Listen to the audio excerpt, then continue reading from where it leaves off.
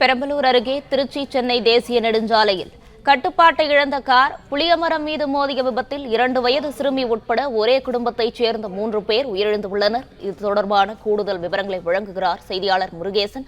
முருகேசன், வணக்கம். இந்த விபத்து குறித்தான முழு விவரங்களையும் வழங்கலாம்.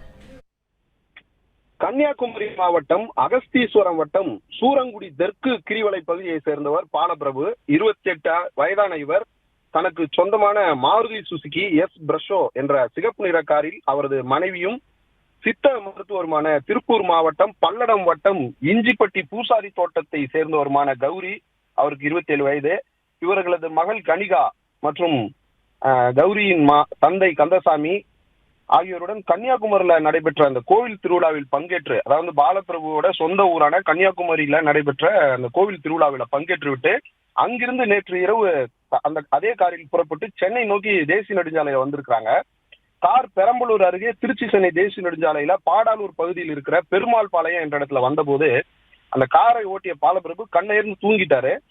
இதனால அவரோட கட்டுப்பாட்டை இழந்த கார் சாலையோர புளிய மரத்தின் மீது அதிவேகமாக மோதி விபத்துக்குள்ளாகி பள்ளத்திற்குள் விழுந்திருக்கு. எதிர்பாராமல் நடந்த இந்த திடீர் சாலை விபத்துல பாலபிரபு, அவரது மனைவி மாமனார் கந்தசாமி சம்பவ இடத்திலேயே உயிரிழந்துட்டாங்க. மேலும் பாலபிரபுவின் மகள் கனிகா 2 வயது மகள் மருத்துவமனைக்கு கொண்டு செல்லும் வழியில உயிரிழந்து விட்டாங்க. மேலும் சித்த மருத்துவரும் பாலபிரபுவின் மனைவியான கௌரி படுகாயங்களுடன் பெரம்பலூர் அரசு மருத்துவமனையில அனுமதிக்கப்பட்டு சிகிச்சை பெற்று வராங்க. மேலும் இந்த சாலை விபத்தில் பாலபிரபு குடும்பத்தார் ஆசையாசையே வளர்த்து வந்த செல்லப்பிராணியாக அந்த நாய் படுகாயமடைந்து உயிருக்கு போராடிட்டு இருக்கு. இது குறித்த தகவலின் பேரில சம்பவ இடத்திற்கு விரைந்து வந்த பாடாலூர் போலீசார் உயிரிழந்தவர்களின் உடல்களை மீட்டு உடற்கூறு ஆய்வுக்காக பெரம்பலூர் அரசு மருத்துவமனைக்கு அனுப்பி வைத்து வழக்கு பதிந்து விசாரணை மேற்கொண்டு வருகிறார்கள்.